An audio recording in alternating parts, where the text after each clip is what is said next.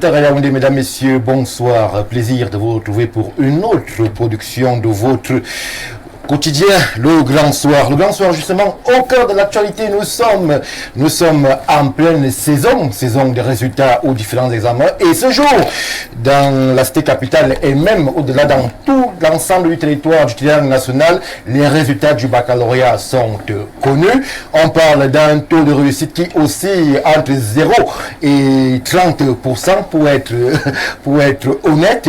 On en parle ce soir. On parle surtout de ces résultats-là qui commencent véritablement à faire polémique au sortir de toutes les fraudes avérées ou pas qui ont eu lieu lors justement de la composition de cet examen.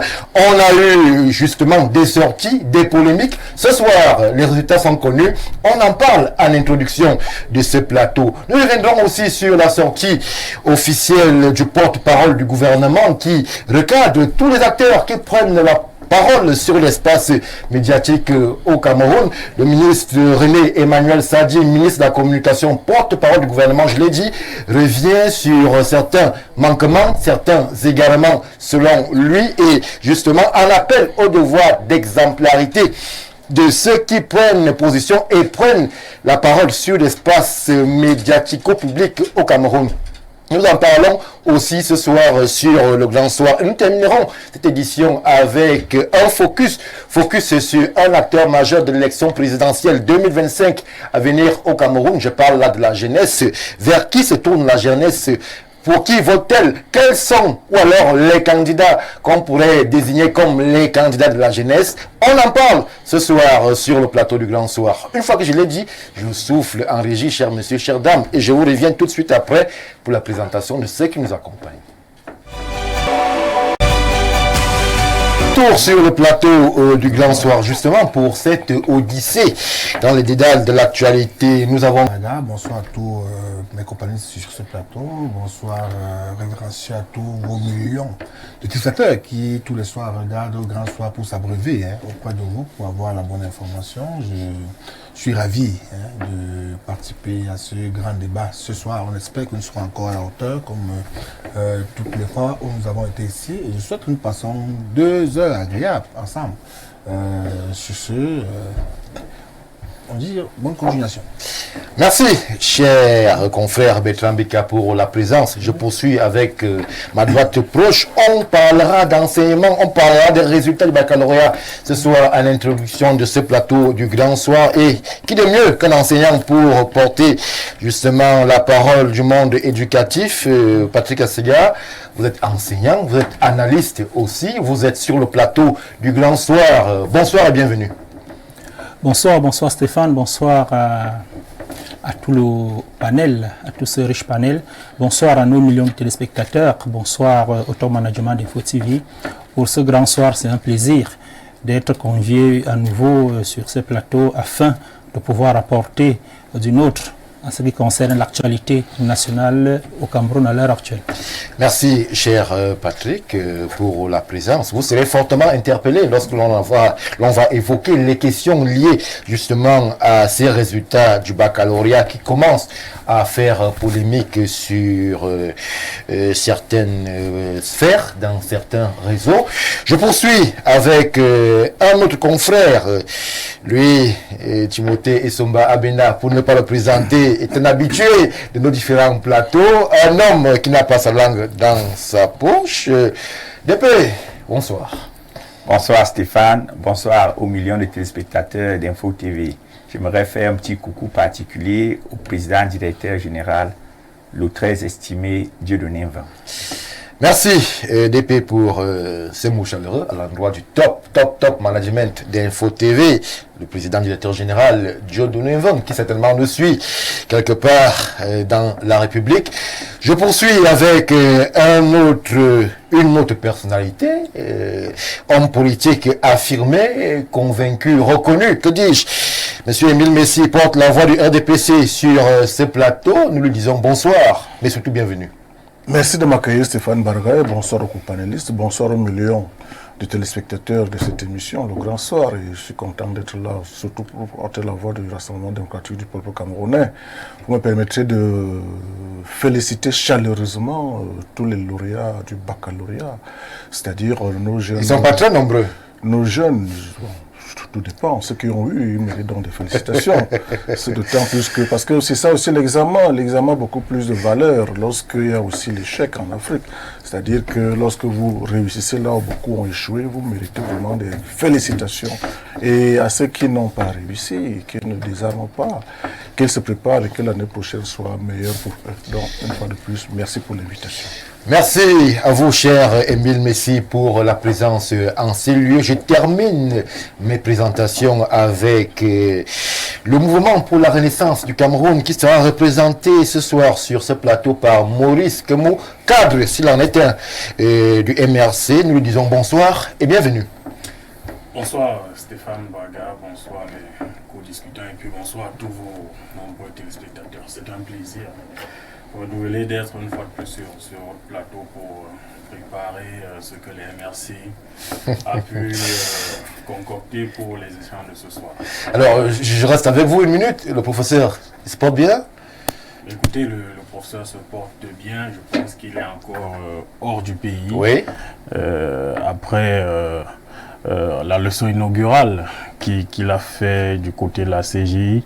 Donc, je crois qu'il a encore montré le visage du grand prof qu'il est, du grand intellectuel qu'il est, et le Cameroun devrait le saluer. D'ailleurs, c'est pas moi qui devrais dire au gouvernement camerounais que soit le président Biya devrait envoyer une lettre de félicitations au professeur Maurice Kamto pour sa grandeur intellectuelle et ce qu'il fait pour la renommée du Cameroun au niveau international. Merci Maurice Kemou pour la présence sur ce plateau. Nous allons tout de suite lancer les hostilités de ces presque 1h52 de direct avec justement ce qui tient lieu de mise en bouche ce soir. On évoque le baccalauréat et on commence par l'enseignant sur le plateau. Alors monsieur Assia, on a justement ce baccalauréat qui est désormais affiché, connu, reconnu. On parle d'un taux de réussite estimé à 27% pour être précis. Alors, vous l'enseignant, 27%, c'est quand même un chiffre horrible lorsque l'on connaît les standards habituels. Qu'est-ce qui peut justifier une pareille chute en termes de statistiques d'admis au baccalauréat 2024? Merci Stéphane, merci pour cette invitation une fois de plus, afin de pouvoir accoler un mot en ce qui concerne les examens cette année. Ça fait un peu, vous voyez, vous nous conviez ici pour parler du baccalauréat, mais il faudrait retenir une chose. Lequel baccalauréat parlons-nous ici sur le plateau? Nous parlons du baccalauréat de l'enseignement général. Oui. Alors, ma question, est-ce que le Cameroun, est-ce que les enseignements secondaires ne présentent que le baccalauréat général? Pourquoi ce focus uniquement pour le baccalauréat général?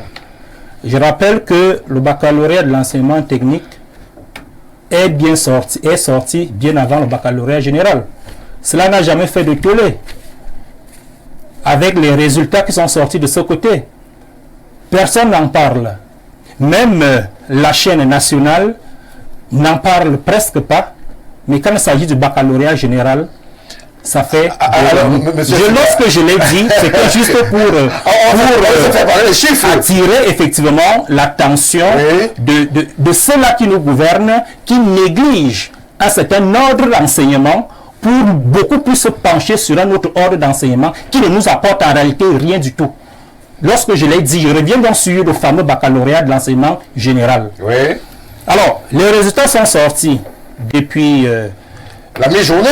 Depuis la mi-journée déjà, on se rend tous bien compte que les résultats sont vraiment catastrophiques. Cela fait très très longtemps. On n'avait plus, en ce qui concerne le baccalauréat enseignement général, on n'avait plus des résultats pareils. Il y a même les premières statistiques qui ont commencé, qui sont sorties. Je ne voulais pas m'épiloguer dessus, mais de façon générale, il faudrait que nous revenions un peu pour essayer de parcourir l'année scolaire 2023-2024 qui venait de s'achever. Allez-y, rapidement. Parce qu'il faut comprendre une chose, nous ne nous leurrons pas, nous ne nous attendions pas à plus que ce qu'on a reçu aujourd'hui. L'année scolaire 2023-2024 a été une année tumultueuse, une année entachée par beaucoup de problèmes. Les enseignants ont fait des réclamations où on s'est retrouvé avec pratiquement tout le premier trimestre sans faire cours dans la majorité des établissements d'enseignement secondaire du Cameroun. Lorsque nous savons très bien qu'une année scolaire, c'est le premier trimestre qui constitue c'est-à-dire qui a un volume d'enseignement intense, Oui. et lorsque les élèves passent ce premier trimestre-là sans faire cours par rapport aux problèmes liés à l'administration, à la gestion de l'éducation au Cameroun, il est clair qu'il fallait s'y attendre qu'effectivement les résultats ne porteront pas le fruit escompté pour un enseignement normal. Lorsque je reviens dessus, vous allez vous rendre compte que lorsque les enseignants se plaignent, ce n'est pas toujours pour le souci de leur rendu pécunier qu'ils veulent présenter au bout du jour. Il y a des problèmes que les enseignants posent au quotidien, celui de la réforme de l'éducation au Cameroun. Curieusement, les enseignants ne se font pas entendre.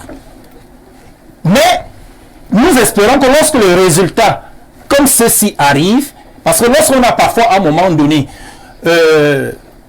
présenté les résultats d'ordre de 70-80%, ça a souvent été comme si c'était, ça a souvent été l'arbre qui cache en réalité la forêt.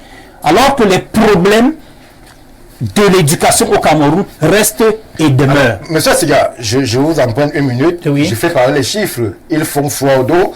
Bac A4 allemand, on parle de 6,35% Tout à au fait. Cameroun. On ne parle pas de la Somalie ou du Bangladesh. Bac A4 espagnol, 6,90%. Nous sommes toujours au Cameroun. Oui. Alors, vous voulez bien nous faire croire qu'il n'y a pas de réforme de l'enseignement, il n'y a pas eu ceci. Mais que dites-vous sur ces fraudes massives qui ont été dénoncées par la presse et même par le corps enseignant lors justement des compositions de ce bac général en 2024? N'est-il pas la conséquence, ou alors la cause de cet échec massif qu'on constate aujourd'hui? Vous me posez la question en ce qui concerne les fraudes. Madame le ministre a bel et bien eu à répondre sur cette question en disant qu'elle ne reconnaît pas qu'il y a eu fraude à ces examens. Alors ce n'est pas moi qui viendrai dire ici qu'il y a eu fraude aux examens. Les enfants ont composé et après correction et délibération, ils ont eu le pourcentage de réussite que nous avons aujourd'hui. Nous ne pouvons pas aller contre ce qui est officiellement dit pour nous rabattre sur ce qui est dit dans les réseaux sociaux.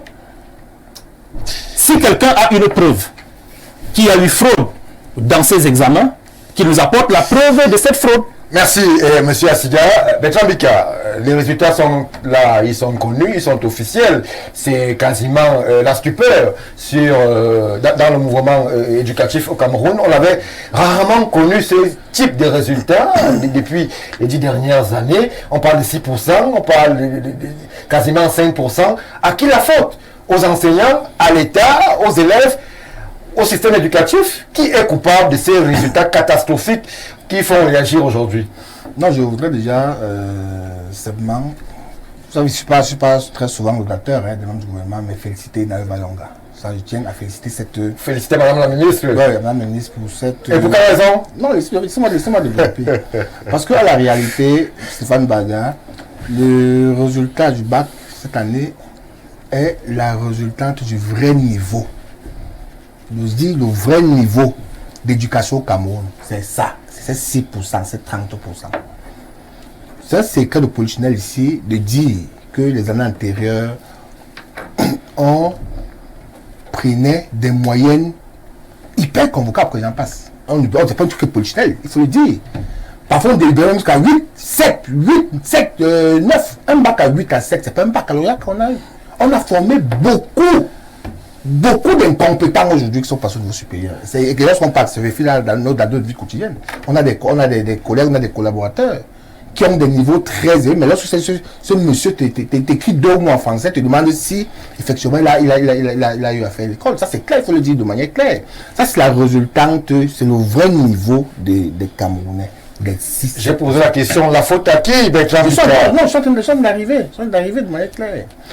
Lorsque nous sommes dans un pays où en réalité, vous savez, les paradigmes ont complètement changé, on ne peut qu'arriver à ce niveau. À l'époque, lorsque nous on allait à l'école, nous parlons à l'école, à l'école pour former les Camerounais, pour former les citoyens qui sont utiles à leur pays, à leur nation. Aujourd'hui, on va à l'école pour former les Camerounais à part. À part, je dis pas à part, mais à part. Un parent envoie son enfant à l'école pour que l'enfant ait le diplôme à tous les prix et à tout prix et à tous les prix. Pour que pendant qu'il a encore aux affaires, il puisse insérer son enfant dans le circuit du travail. C'est ça au Cameroun aujourd'hui. Aujourd'hui au Cameroun, rarement les parents, les enfants estiment qu'ils doivent d'abord se former pour être utiles au pays, utiles à la nation, utiles à leur propre personne. Regardez comment les choses se passent dehors. C'est cooptage, c'est parrainage, c'est soutien. C'est réseau. C'est réseau. Aujourd'hui, le mérite a quasiment foutu le camp. Et lorsque le mérite a foutu le camp, les paradigmes changent. Aujourd'hui, un parent estime qu'il préfère garder ses 10 millions pour que son enfant ait son bac et qu'il soit inséré, au lieu de former un homme qui aura un vrai bac et pourra s'insérer socialement dans la vie. Et les Camerounais sont aboutis à ce paradigme. On avait l'impression que le niveau de scolarité est très élevé, les taux de scolarité sont très élevés, les Camerounais sont très intelligents, alors que de plus en plus, les Camerounais étaient floués. Ouais. Les Camerounais étaient floués année après année. On a fait des débats même sur ce plateau plusieurs fois, où on convoquait les résultats antérieurs, où on vous disait que 85% au bac, 90% au bac. Il n'y a jamais eu de taux aussi élevé que les dernières années. Même à l'époque, c'était 50% bac, 60%, 75%. C'était des chiffres raisonnables. Hein, raisonnables. Et lorsque Salut Nayongas, que vous voyez encore le contexte dans lequel nous sommes aujourd'hui, une année préélectorale, elle a le courage de faire ça.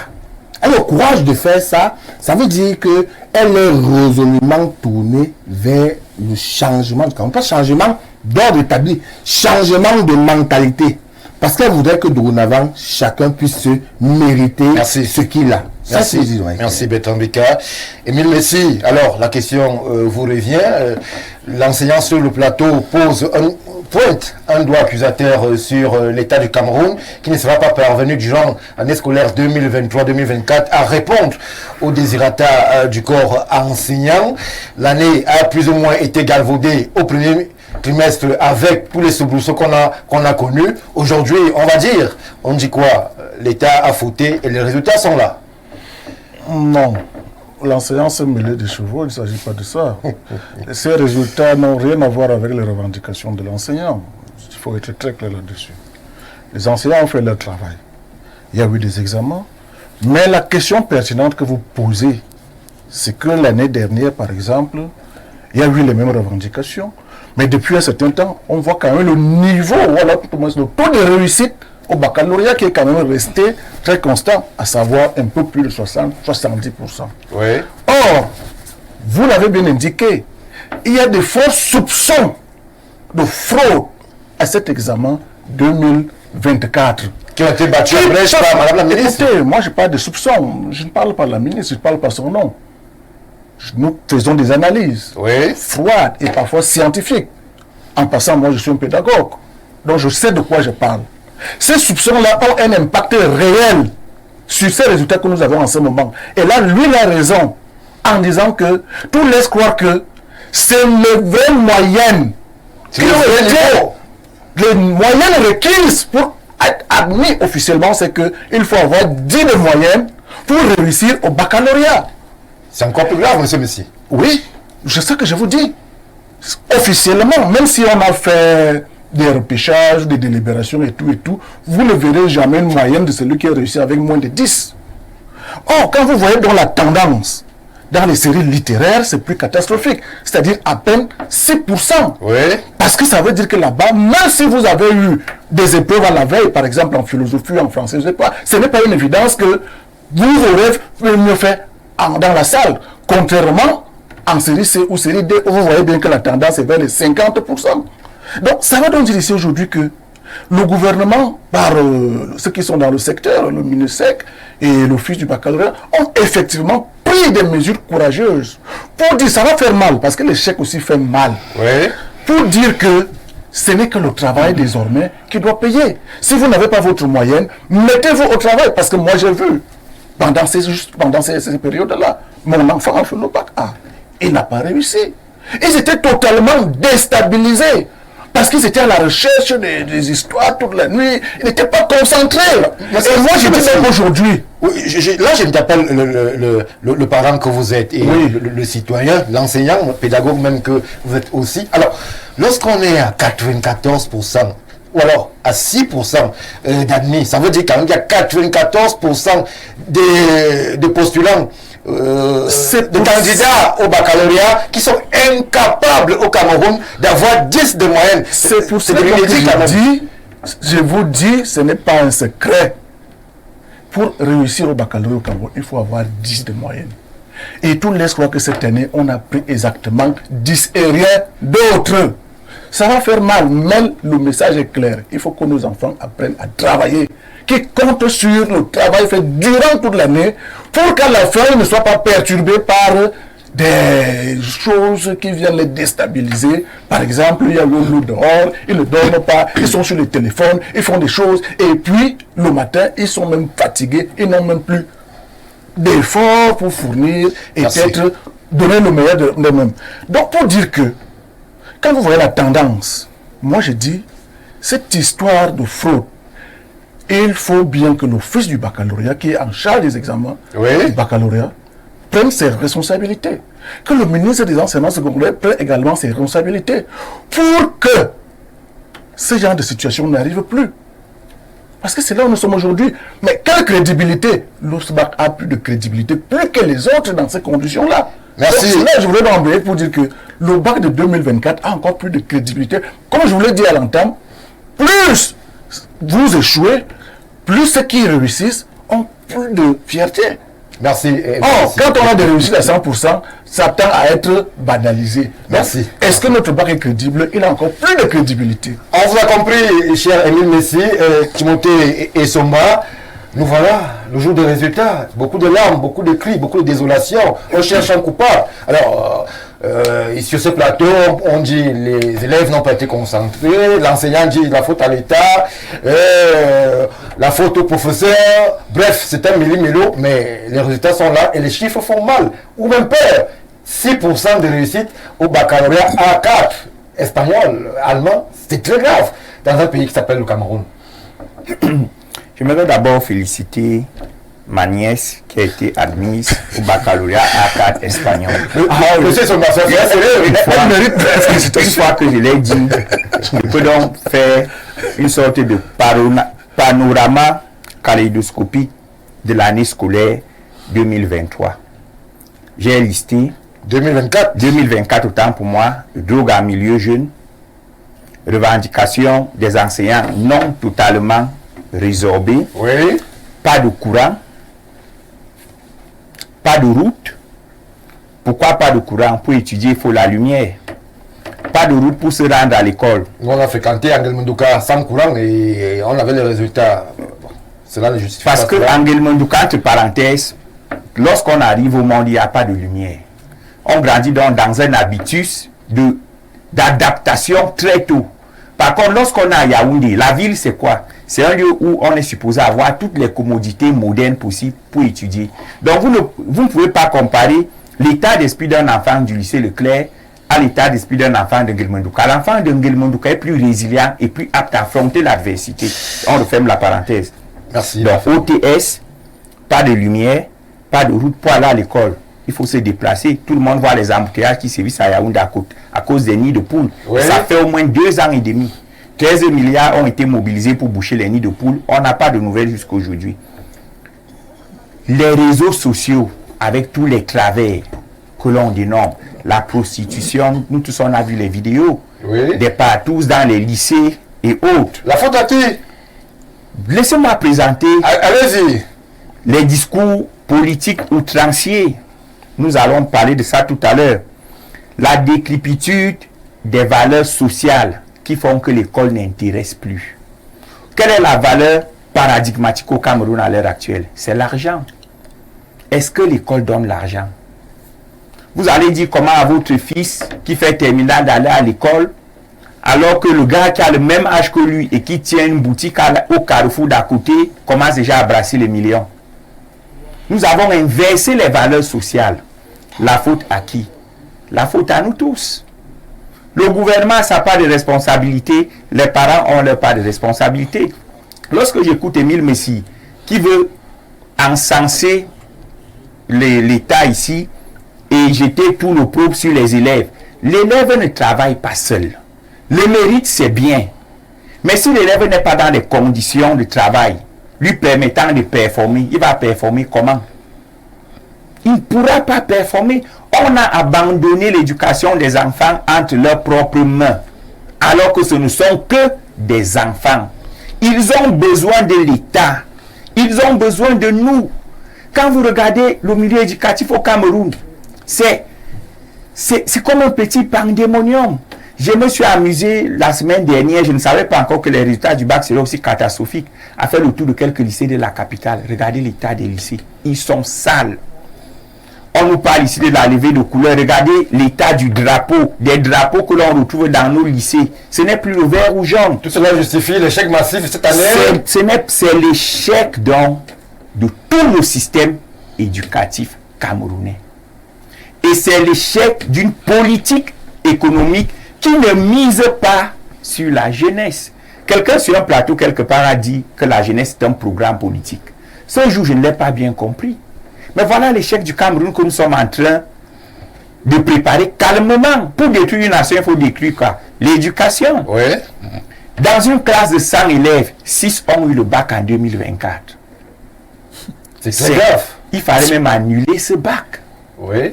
C'est une honte nationale pour l'État du Cameroun. C'est l'échec de la politique scolaire et c'est l'échec de l'orientation politique qui ne mise pas sur la jeunesse et qui est en train de désavouer le chef de l'État qui a fait de la jeunesse le fer de lance de la nation. Parce que si on ne soutient pas, si on ne mise pas tout sur l'éducation et la recherche, on est en train de préparer notre société à la faillite. Merci.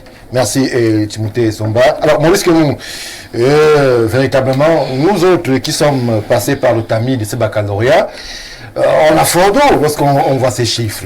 C'est-à-dire, et la formule est belle, sur 100 candidats, 6 seulement sont parvenus à braver l'adversité des épreuves. Ça veut dire quand même qu'il faut soit s'arrêter un moment, soit se remettre en question, soit alors réévaluer tout le système éducatif. Qu'est-ce qui ne marche pas? Pourquoi ces résultats aussi catastrophiques en 2024? On ne va pas peut-être, vous pourriez le faire évoquer tout ce qui a précédé, les fraudes, OTS, les tensions État-enseignant. Qu'est-ce qui ne va pas au sein du mouvement éducatif camerounais? Non, je crois qu'il y a un gros problème. Peut-être il faut faire ce que quelqu'un appellerait les états généraux de l'éducation au Cameroun. C'est-à-dire qu'il faut repenser le système éducatif et proposer une offre de formation, en tout cas, qui est adaptée au monde d'aujourd'hui. Oui. Quelqu'un demandait tout à l'heure pourquoi on ne parle que du baccalauréat. ELG, de l'enseignement général, justement parce que on a l'impression que c'est à ce baccalauréat-là qu'on donne beaucoup je veux dire, d'intérêt, d'importance, alors que ça ne vaut pas grand-chose. Excusez-moi, j'ai un baccalauréat d'enseignement général, mais après, à l'université, j'ai viré pour faire la technique. Et c'est cette technique-là qui me fait manger aujourd'hui. Vous voyez un peu ça. C'est-à-dire que aujourd'hui, on a un système éducatif qui est dépassé en réalité. Oui. On peut revenir peut-être sur les causes pour expliquer ce taux assez faible de réussite cette année 2024.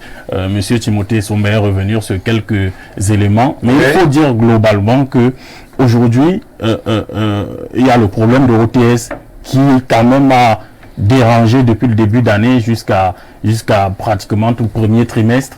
Mais également... Alors, je reste avec vous. De confidence des journalistes, beaucoup nous font croire que ces résultats catastrophiques seraient dus à la rigueur de Madame la ministre qui a estimé que, comme il y avait eu des forts soupçons de fraude, il fallait donc durcir au niveau des délibérations et s'en tenir au 10 maximal ou minimal pour être admis. Donc, peut-être le 10 là aussi, ce n'est que l'expression de la rigueur de Madame la ministre. Oui, tout laisse croire que c'est ça. Mais quand Madame la ministre dit aussi qu'il n'y a pas eu fraude là, vraiment, c'est pour elle là. Nous, on est dans les réseaux sociaux. On sait qu'il y a eu des fraudes, il y a eu des voices. Si je pouvais mettre un voice là et je mets sur mon micro pour que les téléspectateurs écoutent comme les jeunes sont en train de dire les preuves qu'on a composées là, gars, c'était ça. Hein? C'est ce qu'on a révisé hier là.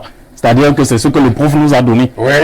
Il y a des voices qui circulent, donc Madame la ministre ne peut pas dire qu'il n'y a pas eu de fraude. Mais maintenant, si sur la base de ces fraudes, elle a dit, ok, ceux qui vont vraiment réussir, c'est ceux qui ont eu 10 moyennes. Donc c'est ceux qui ont réussi. C'est les fraudeurs. Ils appellent les 5 mois également, sous-entendent que c'est les fraudeurs. Donc ceux qui ont eu les preuves. Est-ce qu'il ne fallait tout simplement pas, comme quelqu'un l'a suivi, oui, peut-être refaire l'annuler, peut-être refaire, mais sauf que c'est en même temps, c'est un budget. Ça coûte de l'argent. Vous savez que les gars ont envoyé les élections, donc il n'y a pas d'argent. Donc si on doit encore refaire le baccalauréat dans tout le Cameroun, ben, c'est un budget. Mais ce qu'il faut dire, c'est que au-dessus de tout, il faut savoir que on ne doit pas aujourd'hui faire comme si nous autres qui avons eu le bac, c'est qu'on était trop fort. Parce que dans ce pays, on a délibéré à 6, à 7. Vous savez, quand on note les gens, quand vous avez 7,5, on dit que vous êtes faible. On a délibéré le bac à 7. C'est-à-dire on a pris ceux qui avaient 7 et on a rajouté, racolé les notes pour qu'il ait 10. Vous comprenez un peu?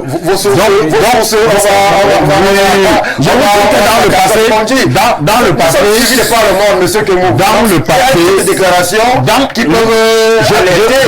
je peux le justifier. Le baccalauréat camerounais à l'étranger ne pèse pas déjà, mais si vous venez nous dire sur ce plateau qu'on a... Ça ne pèse pas à cause de ça, de ce bagarre. Je vous dis qu'on a délibéré dans ce pays à 7. Disons qu'on a pris des gens,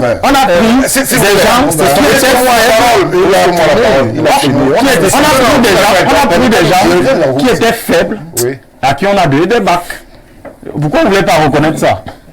Pourquoi vous ne voulez pas reconnaître ça? Vous pensez que les 6% qui ont réussi, qui ont eu 10 ans, ok, d'accord, supposons qu'ils ont eu 6%. Avant, n'est-ce pas, on avait les 40%, 50% de taux de réussite. Ça signifie on prenait tous les 8, les 9, prêtez-moi 30 secondes. On a une anecdote à 30 secondes. Je connais un étudiant qui a eu 10 en maîtrise à l'époque, qui en principe ne devait pas être admis en 2A. Il a été de façon magnanime admis en 2A, il s'est mis au travail. Et aujourd'hui, il a été major au concours d'agrégation en droit public. Je ne vais pas citer son nom. Si nous écoutons, regarde. C'est pour dire que quelqu'un peut avoir été délibéré à 7 et après il se met au travail.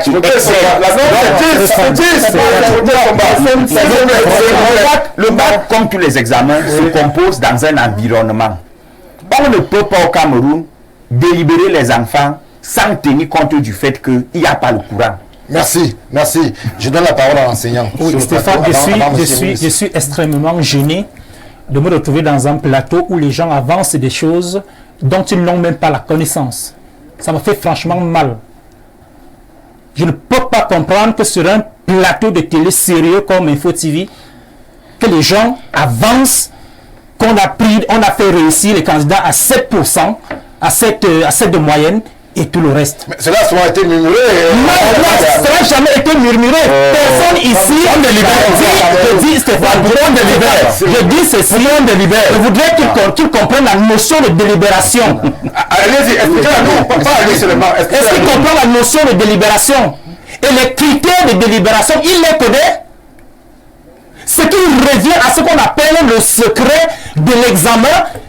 Quelqu'un qui n'est pas enseignant ose se prévaloir de dire qu'on a pris des gens avec cette moyenne. Mais c'est là soit. Non, je dis non. Je dis non, des frères enseignants. Moi-même, je suis enseignant. Votre frère est enseignant. Moi-même, je suis enseignant. Vous avez bien assisté un jour. Vous avez bien assisté un jour. Vous avez bien assisté un jour de libération. Comment ça se passe? Et c'est la raison pour laquelle la communication du préfet de Foudy, on va arriver tout à l'heure.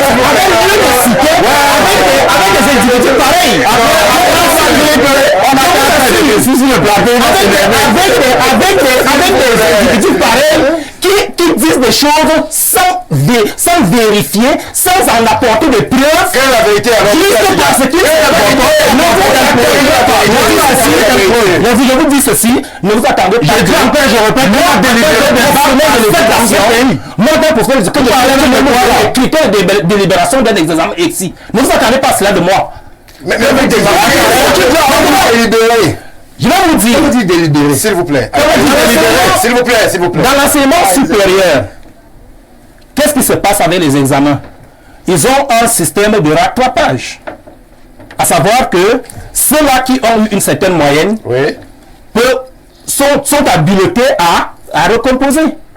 Lorsque dans l'enseignement secondaire, on revient avec la notion de délibération, cela y va, surtout en ce qui concerne le baccalauréat, cela y va de l'orientation que l'enfant s'est choisi en matière de sa spécialité. Et qu'il se retrouve à avoir la sous-moyenne dans le groupe qui retient sa spécialité et qu'il a plutôt la forte moyenne dans un autre groupe. Là, une commission va donc s'asseoir pour siéger sur son cas. Est-ce qu'il peut réussir? Je prends un exemple simple. J'ai fait série A4 espagnol et mes matières de base sont quoi? Le français, l'anglais, la philo et l'espagnol. Et ça constitue un groupe. Si j'ai une sous-moyenne dans des matières qui constituent donc ce groupe, et que plutôt dans les matières scientifiques, j'ai une forte moyenne, et ça me donne la moyenne générale de 10, il faut discuter sur l'avenir de cet enfant. Il est littéraire, mais c'est le deuxième groupe qui a fait en sorte qu'il ait 10 de moyenne. Qu'est-ce qu'il faut faire de lui? Ce monsieur en train de nous mentir. Ce monsieur en train de nous mentir. Jamais. Merci monsieur Assidia. On vous a compris. L'explication technique a été. Non, il y a des techniques dans ce qu'il a dit. Il ne s'agit pas d'un parti politique.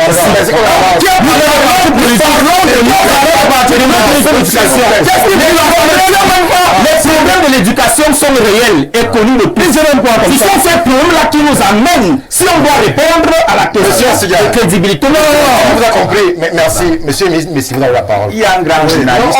Il y a eu en mathématiques, mais qui devait avoir son bac. Nous le connaissons. Donc moi je suis d'accord. Nous parlons du bac.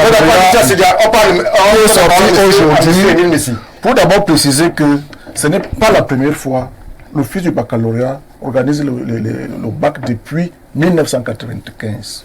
Ce n'est pas la première fois que les résultats sont aussi catastrophiques. Nous sommes à 27,55% aujourd'hui. Mais je vous dis, vous pouvez vérifier, les sessions de 95, la première session de l'Office du baccalauréat, la session de 96, où moi-même je suis lauréat, la session de 97, les taux de réussite sont inférieurs à ce taux. Lorsque le ministre, on arrive, le ministre de l'Éducation nationale, allez vérifier, session de 2001, 2002, 2003, allez vérifier les taux, c'est encore moins inférieur à ceci. Avec 17%. Ce n'est pas la première fois qu'il y a ce taux de réussite au baccalauréat. Quand je l'ai donc dit, je voudrais, on n'entre pas dans des secrets, mais chacun peut vérifier. Au baccalauréat, lorsque vous avez eu votre moyenne 10 sur 20, vous n'êtes pas dans ce qu'on appelle délibération. Très bien. Vous réussissez d'abord. Mais dans ce qu'il disait là. Écoutez, non, je vous en prie. Maintenant, la délibération concerne qui? Chacun de nous peut prendre le bulletin de son enfant à la maison. Vous verrez, comme il a dit, il y a les matières du premier groupe. C'est-à-dire, sinon en série A. Matière principale. Les matières bases. Si nous sommes en série A, par exemple, il y a des matières littéraires, la philosophie, le français, la deuxième langue, et l'anglais, tout ce que vous savez. Il y a les matières du deuxième groupe. Il y a peut-être un autre troisième groupe. Maintenant, on va donc voir. Dans les délibérations, il faut bien dire à Kemo, si l'enfant a la moyenne dans les matières du premier groupe qui sont de sa spécialité, on voit dans quelles conditions, avec le relevé de notre, vous savez ça, le carnet, le livret le livret de l'année scolaire, son comportement, la discipline, comment il se comportait, est-ce qu'il a eu la moyenne aussi en salle, est-ce que ce qu'il a... C'est des cas d'hommes qu'on va voir pour dire que est-ce que celui-ci mérite le baccalauréat. Et on va également les moyennes. Et on va classer quelques points. Il peut arriver que quelqu'un a 12 de moyenne durant l'année. Et que le jour, comme ça s'est passé là, il se retrouve avec 7,50. Qu'est-ce qui s'est passé? On va voir la concordance. Est-ce que c'était la forme du jour? Donc, bref, beaucoup de critères entrent en jeu. Donc, on ne peut pas dire du coup que on délibère à 7% à partir de rien. Merci, monsieur. Si bien même cela est vérifié. Donc, il y a beaucoup de choses là qui prouvent que cet enfant, durant l'année scolaire, il était bon dans sa spécialité, il a travaillé, il a été discipliné, et puis voyons ce qu'on peut faire pour Merci, monsieur Miltis. Non, une minute, la dire que éliminatoire. S'il vous plaît. Allez-y. Une minute pour dire que je crois que parler le gros français là, ça n'impressionne personne. Depuis 2013, je fais la télé, vous comprenez un peu. Donc on n'impressionne personne. Je vous dis encore que, et je le maintiens, que nous on a des frères, même s'ils ne viennent pas sur des plateaux de télé, dire que on a délibéré à 8. Mais ils rentrent au quartier, ils nous disent ça. Mais il y a le secret de la délibération, personne ne refuse. Oui. Mais je vous dis que dans ce pays, quand on délibère, oui, on peut regarder le bulletin, on ne délibère pas ce qu'il expliquait là. C'est complètement faux. Il ne sait pas là où il prend pour lui de délibération là. Quand on délibère, c'est que si quelqu'un a 10, si quelqu'un a 10, il a d'abord réussi. Que ce soit qu'il ait eu ce 10 là, sur des matières qui ne sont pas ces matières de base. On ne va pas aller chercher comment faire les expliquer qui a 0 en mathématiques et qui a 10 de moyenne. La délibération donc c'est que c'est ceux qui sont en dessous de 10. C'est-à-dire que quand tu as 10, si tu es littéraire et que c'est les matières scientifiques qui t'ont fait plus avoir 10. Non, 10. Tu as d'abord passé. Maintenant, si quelqu'un a 9, 8, on va dire, ok, sur ces matières de base, il a quand même eu de bonnes moyennes. Peut-être que ce sont les matières scientifiques, comme c'est pas de ces matières de base, on ajoute un peu quelques points là pour te mettre à 10. Il vient nous expliquer des choses qu'on ne comprend pas. Merci. Vous êtes mentir au Cameroun. Hein? Merci. On va continuer, Maurice Kemou. Les Djambika. Alors, aujourd'hui, ces candidats, les fameux 6% iront du côté de Soi, de Ngouaikele. Quel avenir pour eux, sachant que véritablement le niveau n'y est pas. On se retrouve donc avec des diplômés sans culture, sans connaissance et qui seront pas compétitifs sur l'espace du travail. Non, moi je pense que tout dépend du prisme vis-à-vis de quand on parle les choses. Hein. Ouais. Moitié vide, à moitié plein. Donc on diront que, comme on a dit sur le plateau, peut-être les 6% sont les 6 qui ont fraudé. Donc on vous dit c'est les 6% méritants. Ils sont des victimes. Voilà, en fait. On dit méritants. Parce que, on vous fait comprendre que lorsque... Est-ce que la fraude est prouvée?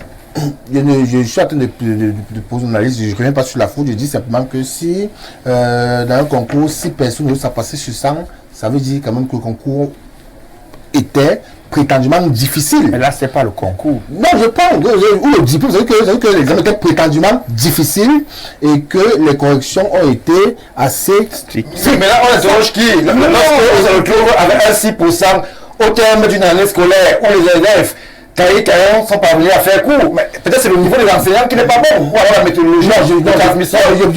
Je pense sans me prévaloir ici en enseignant, je pense quand même que on ne saurait interroger les enfants sur des choses qu'ils n'ont pas vues. Ça veut dire qu'il y a comme une commission qui s'assoit pour préparer les examens et concours. J'estime que le programme qu'on a soumis aux enfants l'examen, on s'est quand même rassuré que ils ont... Ça veut donc dire... On s'est quand même rassuré. Mais permettez.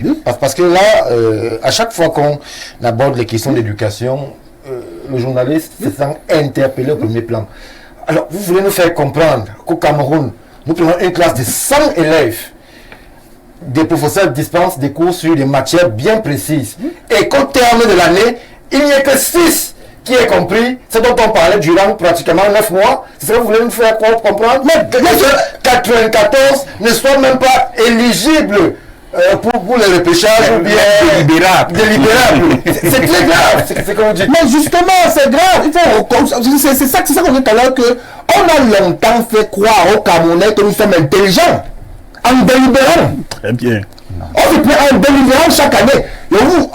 C'est pas ce que nous disent, n'est pas faux.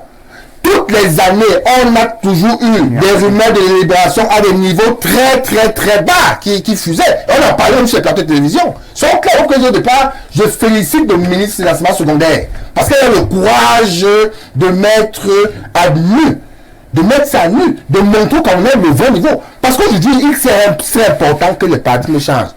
Les enfants doivent savoir, doivent savoir que on gagne sa vie au travers du mérite et rien que le mérite. C'est ça qui doit être inclus chez les enfants. Mais rien que le mérite. Parce qu'aujourd'hui, comme on a dit, on l'a dit ici, les paradigmes sont quoi? Sont financiers aujourd'hui. Les parents n'envoient plus les enfants à l'école pour former les hommes. On envoie pour acquérir le diplôme coûte à coûte et l'insérer. Là, c'était, on a vu. Et on l'insère partout. On l'insère partout. Moi, je n'ai pas dit le nom. S'il y a tout un ministre qui était malade, qui allait à l'hôpital, son enfant gardait, dit que son enfant ne le sent pas. On prend des gens comme ça. Mais tout un ministre à l'hôpital dit que je ne me sens pas. Mais son enfant qui a été docteur, c'est lui qui garde, c'est lui qui a mis son enfant à l'école de médecine, mais c'est que son enfant n'est pas compétent. Et dans tous les domaines, c'est comme ça que ça se passe. Le ministre, on va donc supposer que le ministre aujourd'hui a fait passer les 6% méritants. Voilà, soit les Camerounais qui méritent à l'université, voilà les Camerounais qui méritent d'être formés et qui vont s'insérer durablement dans la société parce qu'ils ont passé leur bac d'État. Pourquoi croire qu'ils ont échoué? Je ne peux pas penser à la preuve, je pense que c'est les militants qui ont passé leur bac. Et je pense que chaque année, d'abord, le ministre a bien fait le dire, il y a des années où c'était pire que ça. Il a même fait une promotion où c'était pire que ça. Hein? Ça veut dire qu'il y a souvent on sort des crus, des véritables crus, parce qu'on se dit qu'il faudrait qu'on tamise et que ça avance. Merci Bertrand Bika. Alors, je vais sortir par vous, Timothée Somba, année scolaire 2023-2024. On commence l'année de façon difficile, OTS et compagnie. Après, on essaie de relancer. Après, il y a des promesses gouvernementales qui ne sont pas tenues. Les enseignants boutent, l'État menace. OTS déclaré mouvement extrémiste. Bref, il y a un contexte qui, justement, peut justifier cela. On se retrouve avec Eneo et ses coupures intempestives. Aujourd'hui, on est à 6%. Est-ce que les élèves qui sont pointés du doigt sont seuls coupables de cette débâcle visible? Les élèves ne sont coupables de rien. Je les dédouane totalement. Les coupables, c'est notre société. J'aime l'exemple par lequel il est sorti. Qui enseigne? Stéphane Barga, qui enseigne aujourd'hui? C'est des personnes formées. C'est la corruption. Comment on fait pour entrer à l'école normale? Moi, j'accuse les élèves. Moi, dans une autre vie, j'ai été enseignant à l'université. Mais j'ai des produits qui sont après entrés à l'ENAM. Et je connais que celui-ci ne maîtrisait rien. J'ai des produits qui après sont conseillers d'orientation. On sait qu'on entre à l'école normale via un concours. Stéphane, faisons attention. C'est dangereux. Vous savez, à force, au quartier, on dit souvent, quand ça va pourrir, ça va sentir. Et à force de couver, nous avons longtemps couvé, ça commence déjà à pourrir. On ne peut pas blaguer avec des professions telles que les travaux publics. Comment on a qu'à l'école des travaux? Comment on a qu'à Polytech? On ne peut pas blaguer avec l'éducation, avec la médecine. Les immeubles s'écroulent partout parce qu'on a des faux ingénieurs qui ont payé le concours. De faux architectes. L'architecte même n'intervient pas trop dans la structure du bâtiment. Mais on a ce phénomène. On ne peut pas les nier. Au Cameroun, on sait qu'on paye les concours. Pas tous les concours, pas toutes les places. Mais on sait quand même que certains payent. Il faut que ça cesse. Il faut que cela cesse. Nous sommes obligés pour les générations futures, parce que nous travaillons pour les générations futures, de revenir à l'orthodoxie, surtout dans le secteur de l'éducation. Est-ce que vous voyez comment le ministre de la Défense se bat à assainir l'accès à la profession? Oui. Parce qu'il y avait pléthore de brebis galeuses. Faux diplôme. Et il faut diplôme. Je suis rarement d'accord avec Narouva Lyonga. Et aujourd'hui encore, je ne suis pas d'accord avec elle. On ne peut pas pour l'honneur d'un État comme le Cameroun, envoyer 27 enfants parmi 100 dit qu'ils ont passé le bac. On devrait annuler ce baccalauréat et refaire composer les enfants dans des conditions plus crédibles. Un bac entaché de soupçons de fraude, avec des votes. Je suis journaliste, on a tout suivi. C'est que les preuves envoyées à WhatsApp, il y a des lycées. Je vais en tant qu'on relève des financements liés au taux de réussite. J'attends impatiemment le tableau, le classement des établissements que l'Office du bac produit. Je ne serais pas surpris de vous rendre compte que les 27% là sont peut-être à 80% les produits des collèges privés. Là où le sérieux et la rigueur priment.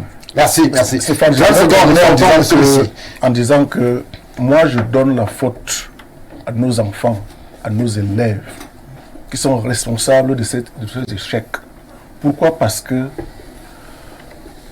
la faute peut réussir plus ou moins dans des matières scientifiques, comme nous l'avons ici, série C et D. Parce que vous pouvez avoir le corrigé d'une épreuve de mathématiques, de physique et reproduire la même chose. Et ça vous réussit. C'est vrai. Alors que dans des filières littéraires, ce n'est pas possible. Pour dire à ces enfants des séries littéraires que travaillez et enlevez de votre tête que à la fin il y aura le... Parce que ce phénomène déstabilise. Stéphane, il faut le dire. Nous sommes dans des quartiers, nous avons des enfants. Pendant les examens, nous voyons des mouvements, comment ces enfants sont déstabilisés parce qu'ils recherchent des épreuves. Imaginez quelqu'un vous donne sur des fausses épreuves et quand arrivé en salle, ce n'est même pas la même épreuve, il est totalement désorienté. Ça va échouer. Il faut dire enfin que vraiment, monsieur le directeur de l'office du baccalauréat et le responsable du MINESEC, réduisez-nous ce phénomène de fraude à la plus simple expression. Nous, on en a marre. Merci, monsieur Messi. Oui, je vais tout simplement dire que, première des choses, lorsque les examens sont lancés, il y a tout un conseil qu'on appelle le conseil des examens. Ce conseil-là est sous la tutelle du directeur de l'office du baccalauréat et non de madame la ministre. Deuxième chose, si ici on va exclure le fait que les enseignants n'ont pas enseigné pendant tout un trimestre, le premier trimestre, le trimestre le plus long. Sans motivation. Et que c'est ce trimestre-là qui couvre presque 70% des programmes. Mais ça, c'est la question.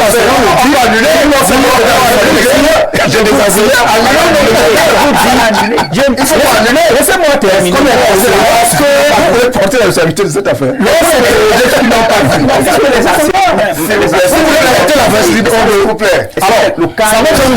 Ça veut dire que ces enseignants reviennent au deuxième trimestre et essayer de rattraper le gap.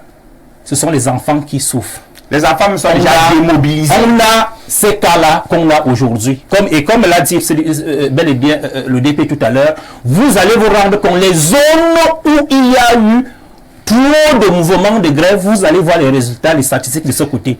Et pour terminer, franchement, ne vous attendez pas à ce que ce qui n'est pas officiel soit dit sur le plateau de façon officieuse de par des rumeurs et des réseaux sociaux qui nous renseignent aujourd'hui pour que quelqu'un vienne dire que j'ai suivi des voices, j'ai lu et j'ai fait ci et j'ai fait ça.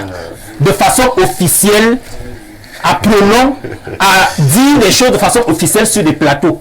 Merci. La question a été posée à la responsable des enseignements secondaires au Cameroun. Mais qui n'est pas responsable des examens. Et selon elle a nié. Elle a nié qu'il n'y a pas eu fraude. Venir le dire sur le plateau maintenant. Il y a eu un événement où il y a eu des morts. Un ministre nous a dit qu'il y a eu 0 morts. S'il vous plaît. Un ministre nous a dit qu'il y a eu 0 morts. Merci. Nous tous on a enterré les gens. Le gouvernement de réorganiser le système éducatif au Cameroun. Oui. Ces problèmes-là sont posés depuis fort longtemps avec... Je vais rapidement faire... Regardez le système anglophone. Non, on va pas... Regardez le système anglophone. Vous allez vous rendre compte... Regardez le système anglophone. Vous allez vous rendre compte que quand les résultats vont sortir de ce côté, ça ne sera pas la même chose. Et pourquoi? Parce qu'ils ont tout un traitement différent dans un même pays, deux sous-systèmes qui qui cohabitent, mais qui sont diamétralement opposés. Merci, monsieur Assiga. On a fait ce Madame Nalou va entre guillemets anglophoniser le subsystème francophone. Parce qu'elle avait justement constaté qu'il y avait trop de temps dans le système francophone. On lui a fait ce reproche. Sauf qu'aujourd'hui, les résultats sont de Merci Timothée Somba. Faisons parler les Camerounais qui aussi ont leur mot à dire sur ce qui est dit sur ce plateau. Bonsoir, monsieur Messi et à ton panel. À propos du thème, j'adresse mes félicitations au ministre pour enfin prôner la méritocratie. J'aimerais que cet exemple soit suivi par les différents responsables des concours administratifs. Monsieur Mvoro, depuis le camp Sonel Oyumaban, merci à vous. Bonsoir le panel. Pour la première fois, je suis d'accord et content d'écouter monsieur Essomba. Le DP, aujourd'hui, il n'est pas... Merci à vous, cher Kansia, depuis ACAC. Stéphane, laissez les gens. Cette femme est allée à Douala dans certains sous-centres et elle a prouvé à l'opinion publique qu'il n'y a pas eu de faute à l'office du baccalauréat du Cameroun. Mais pourquoi délibérer à 10 de moyenne? Auparavant, il y a toujours cette faute. Elle n'avait pas fait la même chose. C'est aujourd'hui qu'elle reconnaît qu'il y a eu faute à l'office baccalauréat du Cameroun. Le Cameroun a vraiment besoin de bons dirigeants. Malheureusement, le message n'est pas signé. Prenons cet autre qui nous parvient à l'instant. Bonsoir plateau. Enfin, le ministre revient à la norme. Nous avons longtemps encouragé la médiocrité avec ses conséquences dans l'administration. Que le ministre d'enseignement supérieur fasse autant. L'éducation est le socle du développement. Merci à vous, cher monsieur. Comme le baccalauréat est catastrophique, comme ça, combien de fois le probatoire? Bon, on n'est pas encore au probatoire, on va attendre qu'il puisse...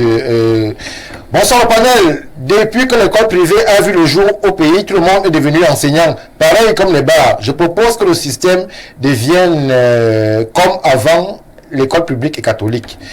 Bon, c'est vrai qu'on n'a pas bien compris la chute des téléspectateurs. Bonsoir au plateau. Comment expliquer le cas d'un élève qui a obtenu 12 de moyenne au premier trimestre, 14 au deuxième et 15 au troisième et qui échoue le bac? C'est difficile. Nos enfants ne sont pas conscients de leurs études car ils se contentent du téléphone au détriment de leur cahier. Les parents ne sont pas responsables de leur échec. Quel est l'élève qui a eu 10 de moyenne et qui a échoué? Ils ont toujours l'heureuse habitude de penser qu'ils seront repêchés tout en comptant sur la tricherie. Merci à vous Félix pour la contribution. Bonsoir, très belle émission. Dites à monsieur Assiga que même s'il blanchit le MINSEC, il ne sera pas nommé. Ils sont les autorités à gérer les situations de fraude en donnant ces statistiques. Ils nous ont plutôt montré le vrai niveau de l'éducation. Monsieur Assiga, tu ne surprends personne. Tu penses à ta promotion. On comprend le genre... Oh là là, s'il vous plaît. Là, ça va très loin. Merci à vous, cher monsieur. Bonsoir. Je ne suis pas d'accord avec le monsieur en rouge qui dit qu'on délibère à 7 de moyenne. Les délibérations se font au cas par cas. C'est un travail minutieux. Il y a beaucoup de critères. C'est monsieur Touri depuis Koussiri. Alors, bonsoir le panel. Que la politique ne s'intègre pas n'importe comment. Comment peut-on dire à un chef d'établissement de prendre 1,75 sur 20 au concours d'entrée en 6e? C'est le niveau réel des apprenants. Je suis également responsable. Je parle de ce que je vois. Merci, cher monsieur. Bonsoir à vous au studio d'Info TV. S'il vous plaît, j'aimerais connaître le taux de réussite au baccalauréat. On vous l'a dit, il est de 27% pour ce qui concerne le baccalauréat général.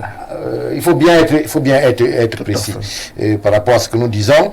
Maintenant, une ou deux dernières réactions. Bonsoir à tout le panel. Il faut savoir que les enseignants étaient en grève tout au long du premier trimestre. Autre est à frapper. Que les gens continuent à dire qu'il n'y a pas de grève quand les enseignants sont en grève. C'est ça. Malheureusement, le message n'est pas signé. Bonsoir à vous. Bonsoir à tous sur le plateau. J'aimerais savoir si le ministre des enseignements secondaires a tenu compte des OTS de cette année, car beaucoup d'élèves n'ont pas eu véritablement cours. Merci pour la contribution.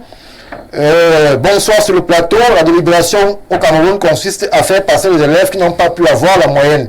Même si l'échec se manifeste dans la spécialité et que le total de notes de l'élève donne la moyenne requise, il valide l'examen sans débat. Voilà pourquoi, après avoir perçu le relevé de notes, tous les élèves qui ont été délibérés honte 10. C'est Amel qui contribue. Bonsoir Stéphane et à tous les panélistes du Grand Soir. L'industrie de l'examen est assez complexe. En effet, beaucoup d'éléments rentrent en scène. Et là, beaucoup de vos panélistes se focalisent sur les délibérations. Oui, on délibère, mais comment? Est-ce que vous savez qu'un candidat avec 9 de moyenne, admis dans la fourchette de délibération, ne bénéficiant d'aucune condition arrêtée échoue, alors que celui qui a 8 ayant une condition est déclaré admis. Merci à vous, docteur Hubert Essomba, pour les précisions. Rapidement, celui-ci. C'est monsieur qui parle de mots rencontrés tout au long de l'année et des problèmes politiques ne comprend rien. Les bacs A et les bacs scientifiques étaient dans les mêmes écoles, mais n'ont pas eu les mêmes résultats que les littéraires. Ne pense pas à ça, ils sont paresseux, qu'ils se remettent au travail comme les scientifiques. Merci à vous, Serge, et depuis Ngousseau. Bon, combien de scientifiques? Bonjour, chers tous. Votre émission est très intéressante, mais la qualité du son n'est pas bonne. Merci pour la remarque. Bonsoir, monsieur Mbaga. Bonsoir, le panel. Madame la ministre a voulu sauver la face après avoir nié la faute aux examens. La faute est au système de gouvernance de ces pays. OTS est un mouvement qui a tiré la sonnette d'alarme sur le mauvais état du système éducatif. Les enseignants qui n'ont pas adhéré au mouvement OTS sont ceux qui, pour la plupart, ne sont pas des enseignants de vocation. C'est ceux qui ont payé l'école normale juste pour avoir matricule et ne comptaient pas risquer la matricule dans une quelconque grève des enseignants. Alors, nous, on ne sait pas comment on paye l'école normale, mais on va se renseigner, rassurez-vous. On prend un tout dernier message. Bonsoir, le monsieur en orange sera parmi les personnes à être expulsées du Fundi.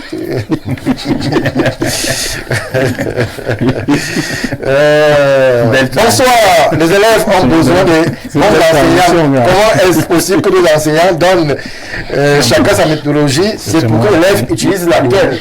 Voilà ce qu'on peut dire. Je voudrais donner... Monsieur l'enseignant! Oui, juste une minute, c'est le seul. Non, 30 secondes. Pour dire à ceux, il y a eu un téléspectateur là, pour dire à tous ceux des candidats qui estiment avoir bien travaillé et non pas réussi, qu'ils ont une possibilité de se rendre à l'OBC et de déposer une requête avec, il y a toute une circulaire qui est en train moyennant une somme d'argent, bien sûr. Moyennant une somme d'argent, bien sûr. Donc, ils peuvent bien aller. Quand tu es sûr que tu as réussi, alors, tu peux tenter ta chance pour qu'on recorrige tes copies. Ils peuvent se rendre de ce côté et ils auront gain de cause si jamais ils sont dans les conditions de réussite. Merci, monsieur Assiga. Nous allons prendre une brève transition pour revenir tout de suite après évoquer la sortie du ministre porte-parole du gouvernement qui, justement, a pointé du doigt quelques manquements dans la prise de parole sur l'espace médiatico-public au Cameroun. Nous en parlons tout de suite après la brève.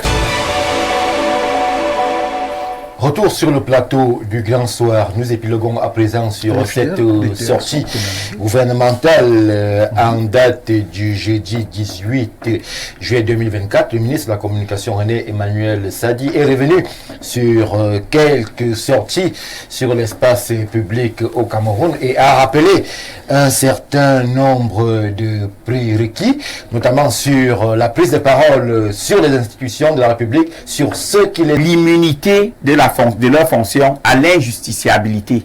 Ils se font donc des relais de la mauvaise manière de s'exprimer. Alors que... Vous avez le nom? Je ne vais pas citer des noms pour ne pas... Pour vous allez il faut citer le nom. Nous avons tous à l'Assemblée nationale un candidat qui a empêché le gouvernement de s'exprimer. Je ne me souviens plus très bien de son nom, mais je sais qu'il avait l'écharpe des députés, donc c'était un député. Celui qui a jeté le bidon de sang. S'il vous plaît, voilà. Donc, il a empêché le gouvernement de parler. Il avait un style très ordurier à la télé. Vous avez empêché mon congrès de se tenir. Me voici alors maintenant, je dis c'est moi. Essayez encore. Il parlait comme si on était dans un bar. Quelqu'un évoquait le phénomène des bars tout à l'heure. Et pourtant, lorsque vous êtes un homme public, j'aime souvent, j'emprunte à la sémantique de mon ami Maurice, vous devez avoir un discours feutré. Vous devez avoir un langage policé.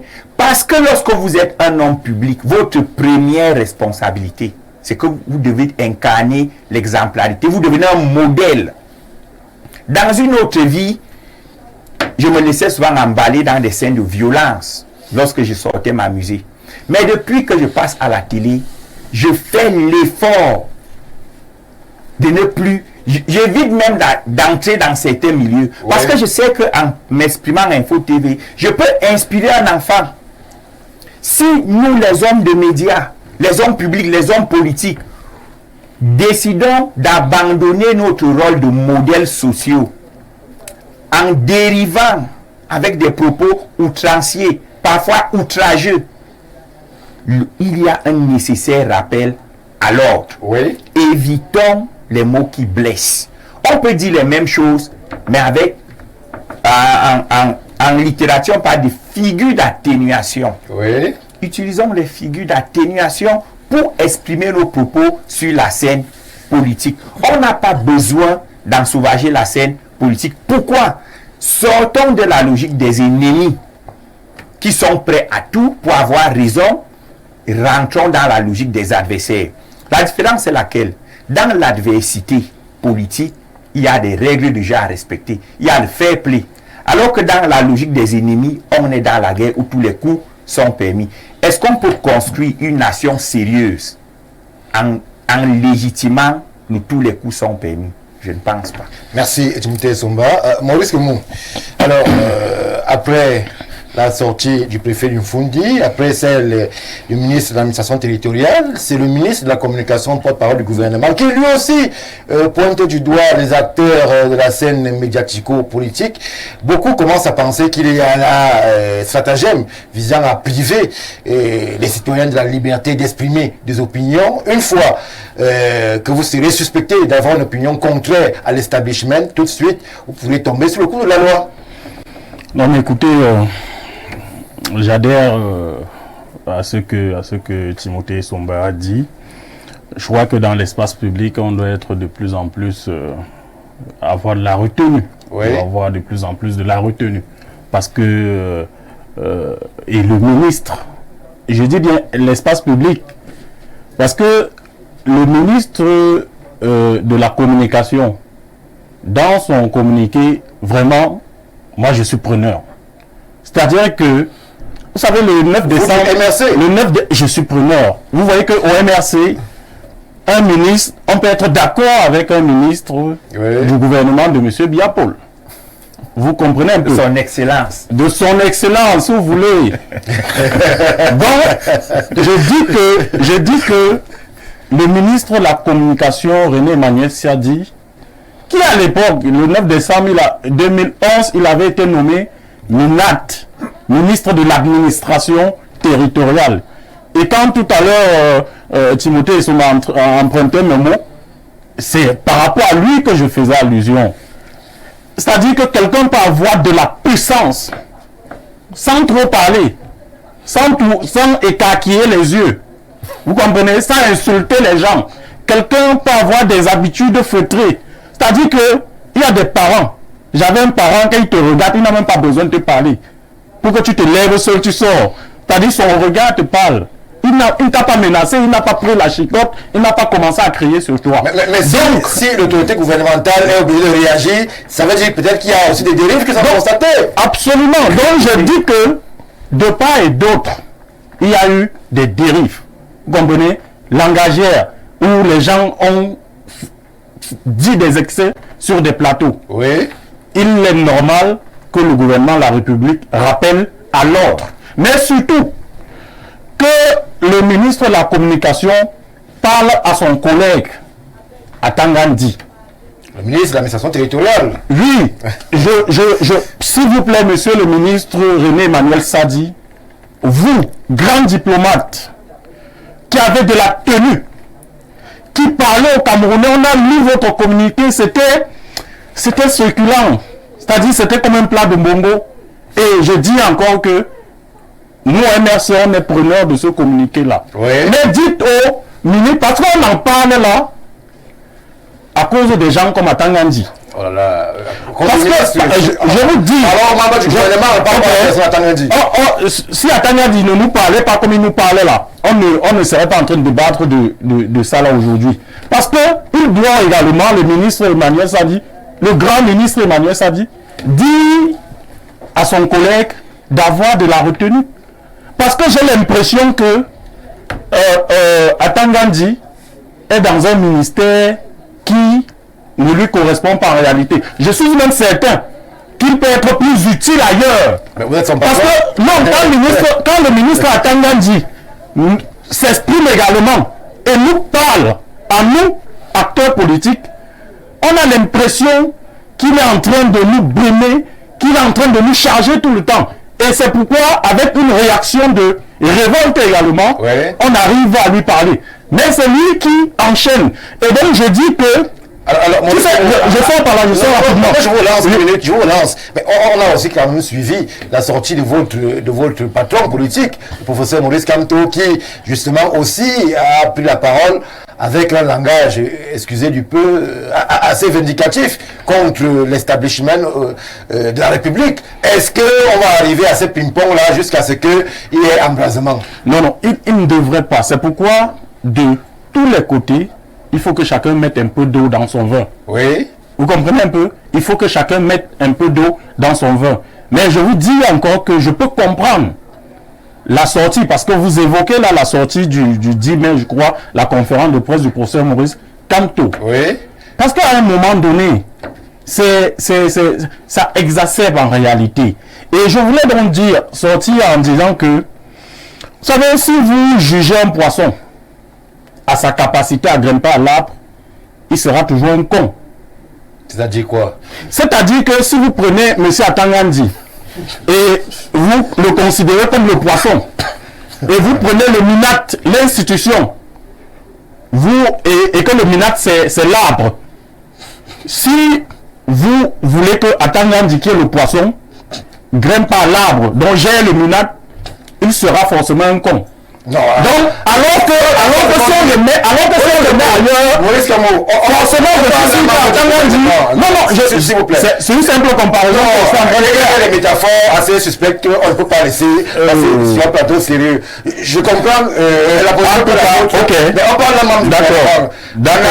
Un singe et tout. Bon. Non, je suis en train de dire que, ok, si on juge le ministre Atangandji à sa capacité à gérer le MINAT, on peut lui donner un 6 sur 20. Tu vois un peu? Je vois pas. Ça veut dire qu'il est faible.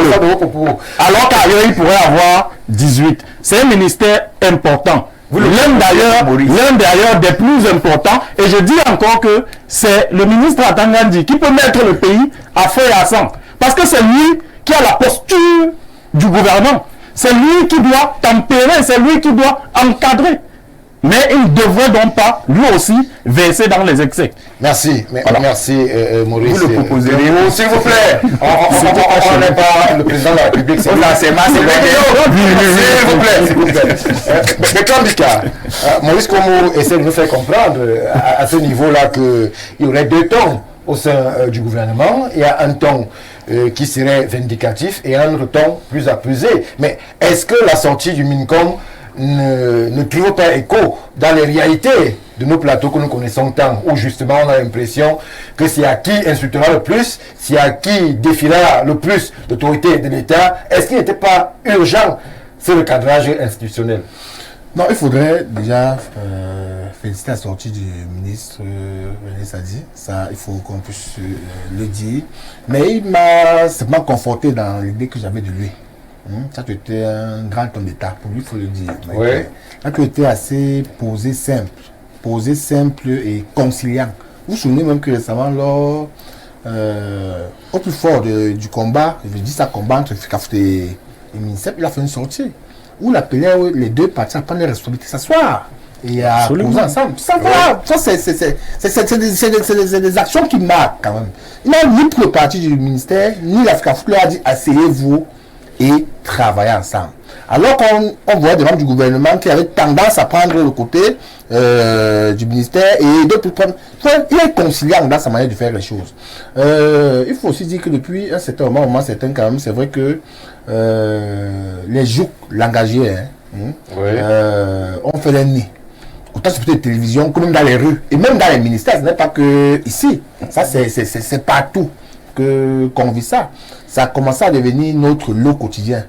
Qui mieux que le porte-parole du gouvernement pour prendre la parole et dire aux gens, cette Vous êtes libre de dire, je sais pas ce qu'il dit. Vous êtes libre de dire tout ce que vous dites. À ce niveau, je vais interroger le journaliste, parce que le ministre fustige une certaine défiance contre les institutions de la République et une certaine défiance contre ceux qui les incarnent. Alors, risque moi sur le plateau essaye de faire le distinguo entre la personne à Tangandji et le ministre de l'administration territoriale. Où est la frontière lorsque l'on veut interroger l'action d'un membre du gouvernement? À quel niveau peut-on considérer une sortie comme une défiance contre l'institution et à quel niveau peut-on estimer que c'est la critique acceptable en démocratie? Non, je prends un exemple simple. Si on compare notre gouvernement à un singe, à un poisson, c'est pas possible. Nous l'avons refuté sur ce Non, je prends l'exemple simple. Oui. Non, je prends l'exemple simple. Pour dire que là, c'est même de l'outrage déjà. Ça, c'est même pire que de la défiance. On ne doit pas arriver à ce niveau-là. On peut dire des choses, on peut reprocher, mais le reprocher de manière policière, il y a une manière de reprocher à quelqu'un d'avoir fait X ou quelque chose. Et vous prendre la posture du ministre face à son collègue du ministère, où il n'a pas supporté le ministère. Il a dit, va t'asseoir avec le prof et trouver une solution. Oui. Parce qu'à la réalité, le Cameroun a besoin de tous ses fils pour que le Cameroun avance. C'est ça qui est véritablement clair. Et ce qui est important, ce qu'il faudrait dire, que dans cette sortie du ministre, il n'interdit pas au Cameroun de parler. Il dit critiquer. C'est important de critiquer, mais critiquer avec la manière. Critiquer de manière responsable. Parce que même dans la critique, c'est important qu'on puisse se respecter. Parce que lorsqu'on ne respecte plus l'autre, ça outrage l'autre et c'est normal que l'autre... Alors, à quel niveau donc vous situez dans la sortie, par exemple, d'une autorité comme celle du préfet du Mfundi et celle du ministre de la Communication? Non, les sorties régulent la prise de parole sur l'espace médiatique et public. À quel niveau vous les distinguez, vous les séparez? Non, elle se complète, elle se rejoint? Non, moi je crois qu'elle se rejoint. Elle se rejoint. Pour une raison fondamentale. Le prophète a fait une sortie de manière, il veut dire ça comme ça, kafkaïenne. Ça a surpris beaucoup de personnes et tout le monde a pris peur. Le ministre est venu expliquer, expliquer le fond de la pensée du préfet. Oui. Il a dit, en réalité, parler, mais parler en respectant. Déjà, voilà ce que le ministre dit. Ça se rejoint à ce niveau-là. Le préfet n'a pas dit, si vous vous outragez, on va vous chasser, nous dit, on va ne parler plus. Le prophète dit, ne parlez plus mal, ne parlez plus en outrageant. Et je pense que c'est un conseil sage. Au-delà même des membres du gouvernement, au-delà même des postures de tout chacun, au-delà de la posture publique, même de manière individuelle, nos rapports qu'on ait les personnes, oui. C'est important. C'est important que les rapports soient sains. C'est important que les échanges soient purs. On ne peut pas se mettre à invectiver, à chaque thème, ce genre, à tout moment. Mais il faudrait aussi dire, ça, il faut dire ça pour des gens. Il faut aussi dire que chacun a sa capacité d'adaptation.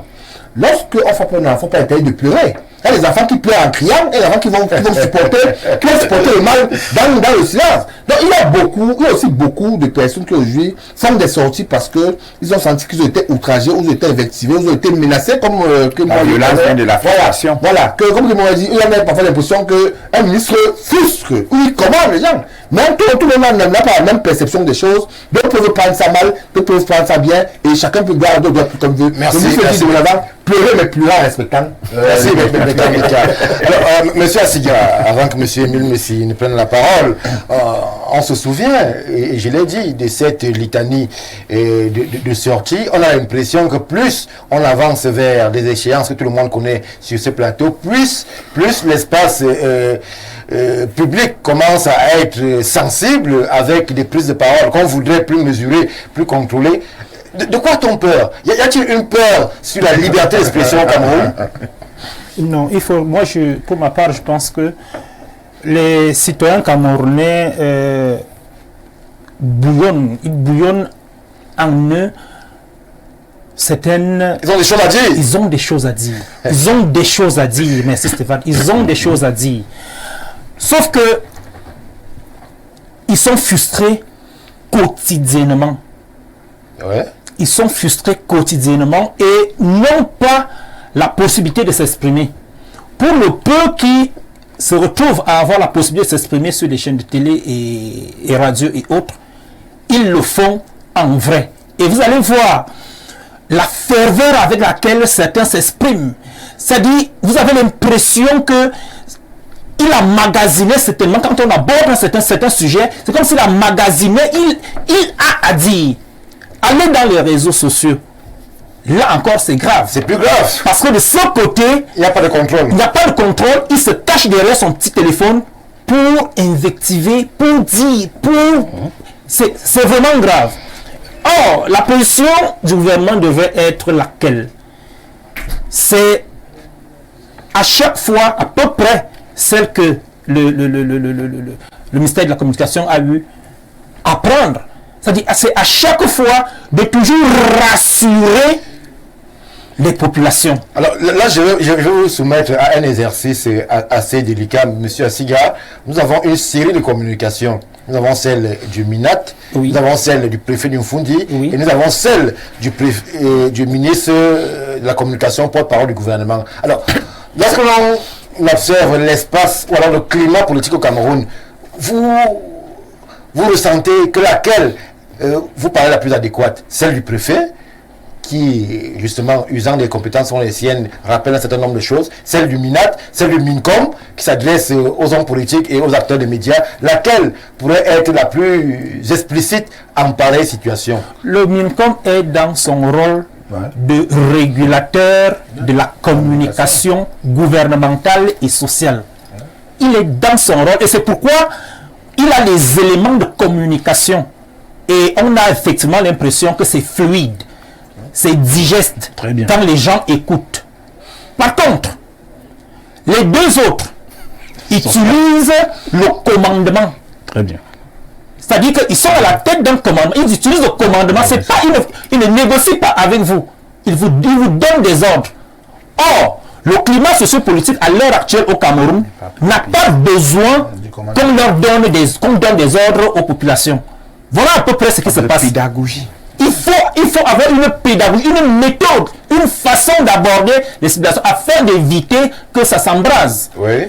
Et aussi, cette éducation devait permettre que les chaînes de télé qui reçoivent ces invités, qui viennent trouver le moyen, l'espace de pouvoir s'exprimer, les amener également à une éducation citoyenne.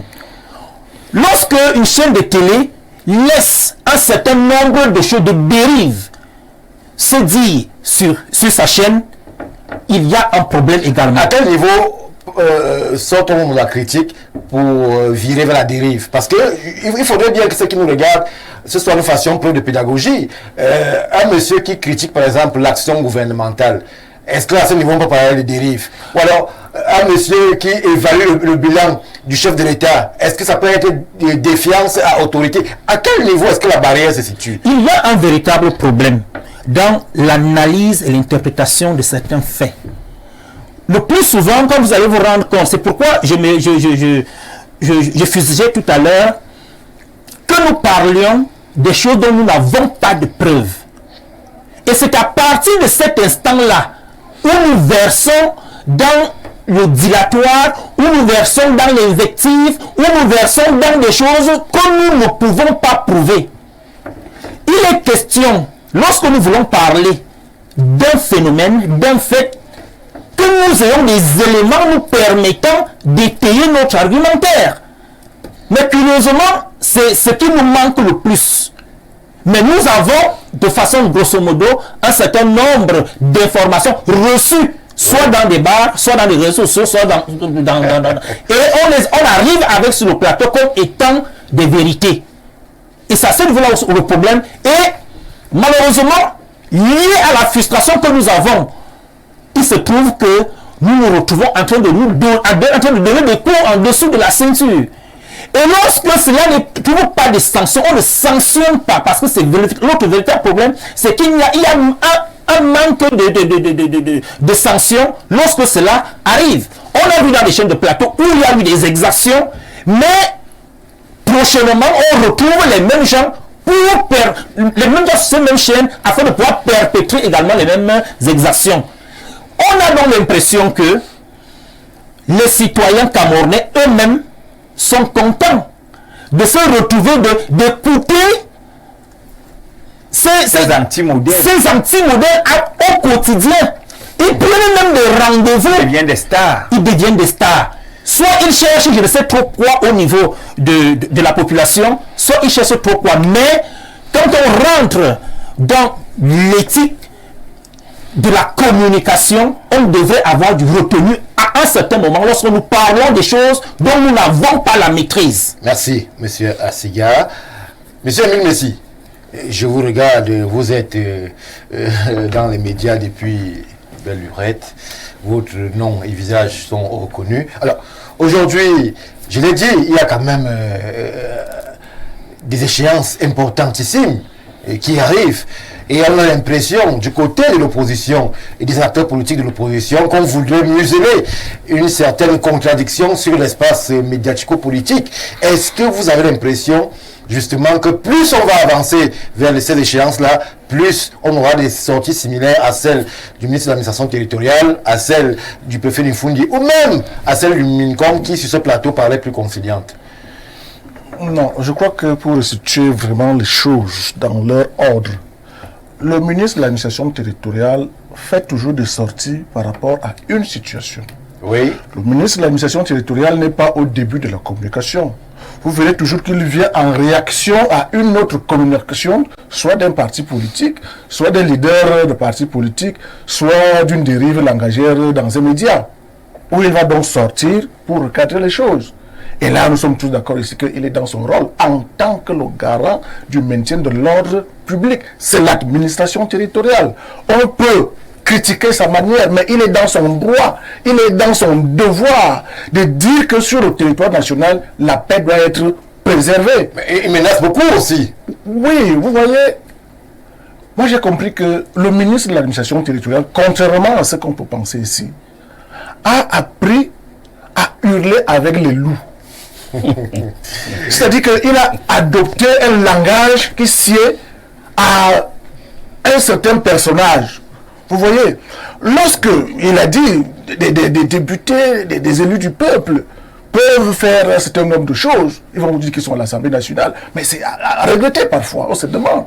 Lorsque un leader politique peut aussi utiliser des mots, tout comme quoi le Cameroun est une usine à gaz où on peut suffire un étincelle de trucs et puis tout le monde va mourir. Le gars a son lexique. Est-ce que vous posez son lexique à lui? Non, vous n'allez même pas critiquer ou alors condamner le ministre de l'administration territoriale. Je parle de ça pour comprendre la réaction du ministre de l'administration territoriale qui dit que vraiment nous allons tous mourir et les survivants vont rester à ranger le pays. Mais c'est inadmissible.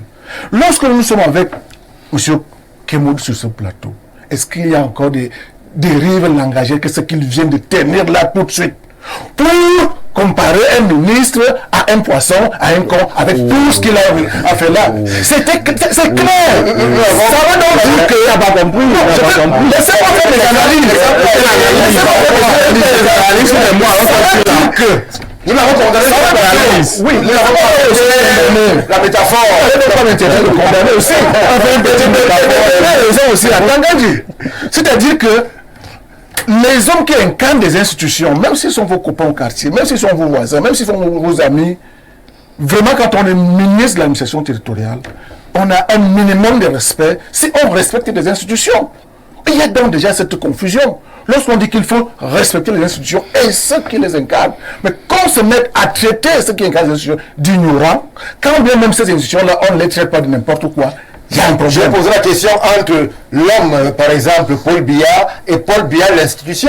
Oui. Où la limite, où la frontière? La limite, c'est que Paul Biya, c'est d'abord le président de la République, c'est le chef de l'État. C'est dans ce sens-là qu'on évoque d'abord son nom. Parce que sur 30 millions de Camerounais, on ne connaît pas tous les noms. Mais ce nom-là, c'est le nom qui incarne les institutions. C'est-à-dire que quand on parle à ce monsieur-là, c'est d'abord comme chef de l'État. C'est lui qui incarne, mais on ne peut pas parler de ce monsieur, puisque nous ne le connaissons pas, sur sa vie privée, sur des détails. On ne peut que le considérer comme le chef de l'État.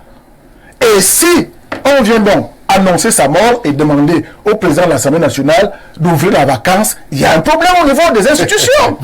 Ah oui, il faut le reconnaître. Peut-être que vous avez oublié toutes ces dérives-là qui tendaient donc à saboter. Lorsqu'on vient sur les plateaux de télévision, pour tenir un discours qui tend à diviser les communautés, à affronter les communautés, il y a un problème.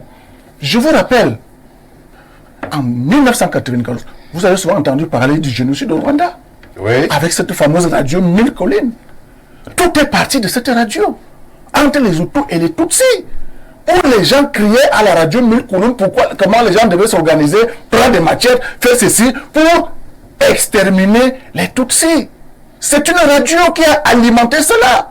Donc aujourd'hui, le ministre de l'administration territoriale, en tant que garant de l'ordre territorial, maintien de la paix, le préfet du Mfundi qui est Yaoundé, le siège des institutions de la République, le siège des représentants diplomatiques, où tous les enjeux de Yaoundé, du Cameroun se passent, comme l'autre a dit, tant que Yaoundé respire, c'est-à-dire tant que ces institutions fonctionnent. Maintenant,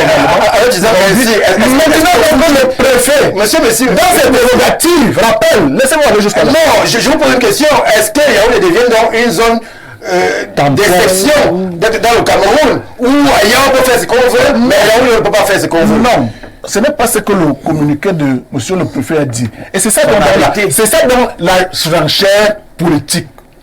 Et là donc, vous verrez donc le ministre de la communication, porte-parole du gouvernement, parce qu'il faut le dire. Là, c'est le gouvernement qui s'est exprimé pour dire qu'il n'y a pas de recul démocratique, il n'y a pas de recul des libertés acquises. Mais il embraye pour dire qu'en même temps, on va critiquer à bas gouvernance, les détournements, on va le faire ici chaque jour. Personne ne sera inquiété. Mais si nous touchons à ce qui tend à l'insurrection, à la déstabilisation des institutions, à salir ceux qui incarnent ces institutions-là, à opposer les communautés entre elles, voilà là où le problème commence.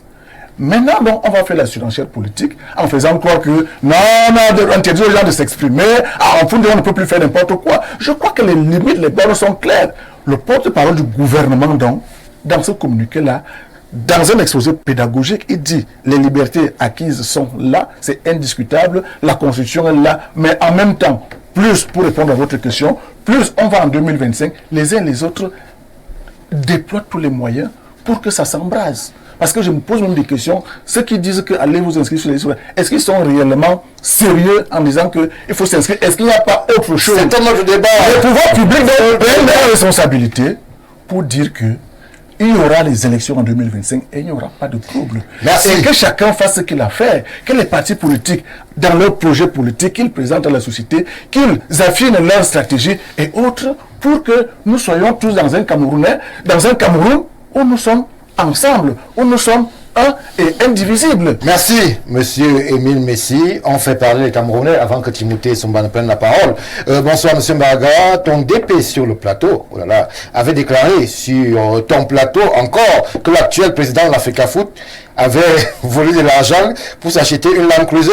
Il avait versé d'ailleurs d'autres énormités sans aucune preuve. Alors, est-ce que c'est le débat? Non. Ce n'est même pas ce que j'avais dit. Sur ce plateau, il n'y a jamais eu ce type de déclaration. Vraiment, monsieur. Vous faites erreur. C'est tellement un DP. De l'argent, pas les mots. C'est tellement un DP sur un autre média. Rebonsoir le plateau, très belle prise de parole de monsieur Asiga. Je salue votre exégèse sur la deuxième thématique. Je te dois cette fois-ci beaucoup de Guinness. Merci. J'ai plus la nomination. Bonsoir Info TV. Félicitations au monsieur en chemise blanche. Il est intelligent. Oh là là, c'est... Bonsoir. L'expression son excellence ne s'accommode pas avec ministre, mais comme au Cameroun tout est mélangé. Bonsoir à tous. J'aimerais m'adresser à la jeunesse. Le travail n'est pas la magie, mais la décision, c'est tout. Bonsoir le plateau. Je me nomme Amidou Nawa. Comment comprendre ces résultats au Cameroun? Il y a, voilà, des spectateurs nous ont ramené vers la problématique première. Bonsoir mon cher et à ton plateau. Les dérives langagières ne sont pas les conséquences de la politique. Ce sont les conséquences de la politique menée par nos dirigeants. La malgouvernance, le favoritisme et la confiscation du pouvoir amènent les frustrations et la limite, la violence, la haine. Même les doctorants, les grands professeurs d'université sont violents dans leurs propos. Quant à M. Kanto, pour moi, ce n'est pas un opposant. Il joue le jeu du pouvoir. Toutes ces sorties ne sont que de la distraction. Il avait juré qu'il ne laisserait jamais un seul militant du MRC en prison. Finalement, il est sorti en laissant ses collègues, et pas les moindres, professeurs Fogué et Bibou, font quoi là-bas? Monsieur Tangandji, lui, sont en parfaite harmonie. On distrait les Camerounais qui ont des problèmes primaires, ne pouvant pas les résoudre, on crée le divertissement. Merci. Bonsoir sur le plateau. Monsieur Messi, aujourd'hui, prends l'exemple du Rwanda quand ça les arrange. Pourquoi on veut toujours surestimer le président de la République? C'est un homme comme tout le monde. En France, on insulte le président, mais pas de souci. Il prend ça comme normal. Et pourquoi en Afrique, particulièrement au Cameroun, on fait trop de protocoles? Alors, à ce niveau, je vais m'arrêter un instant. On critique le président en France. On ne l'insulte pas impunément, parce que moi j'ai vu, là où le président avait été giflé par un de ses compatriotes, l'auteur de cet acte-là, outrage la chef d'État, a fait de la prison. Sarkozy même a porté plainte. Donc, nous sommes en pédagogie, il n'est nulle part au monde où on peut parler n'importe comment à un chef d'État. Bonsoir. Les dérives langagières ressortent beaucoup plus chez ceux qui pensent ne pas pouvoir gagner le RDPC à travers les urnes. En 2018, ils ont parlé de chassement du président. Si cela n'était pas l'appel à l'insurrection, il s'agissait de quoi? Jean Parfait, si on savait de quoi il s'agissait. Bonsoir. Le Cameroun est le seul pays au monde où tout le monde dit tout, insulte tout le monde, même les parents. Est-ce là la politique ou la critique? Même quand en famille on veut ranger les bouteilles, on évite de les casser pour ne pas blesser. La casse publique n'épargnera personne. Soyons en capacité de protéger nos enfants. Comment un professeur biaïste peut se permettre de déclarer à Mondo Vision que le secrétaire général du LPC a déposé sa démission alors qu'il n'a aucune preuve? C'est très grave ça. Oh mon pays, Paul Biya est un prêtre qui aime son peuple. C'est Franck de Bokito qui a réagi à ce qui est dit sur ce plateau. Bonsoir monsieur sur le plateau. En effet, le décret en question ne regarde pas monsieur le préfet d'Umfundi. Le ministre de l'administration territoriale a imprimé. Merci pour justement la communication. Alors,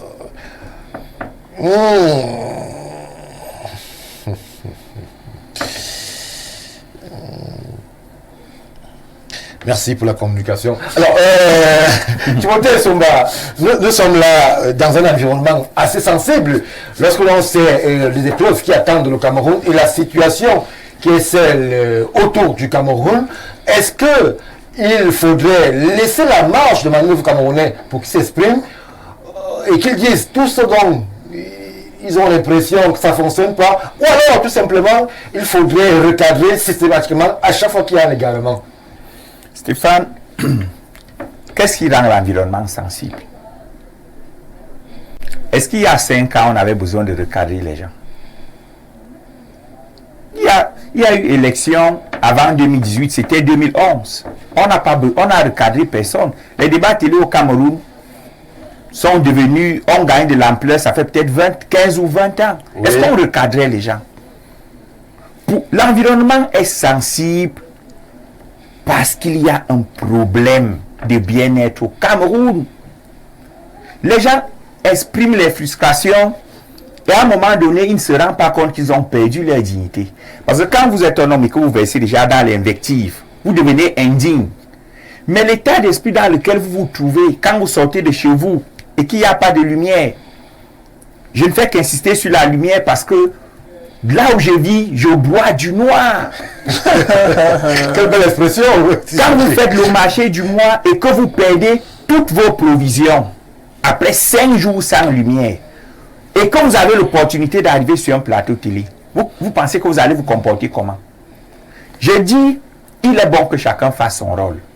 Le préfet est complètement dans son rôle. Moi, je me dis même que le préfet a coupé l'herbe sous le pied du ministre.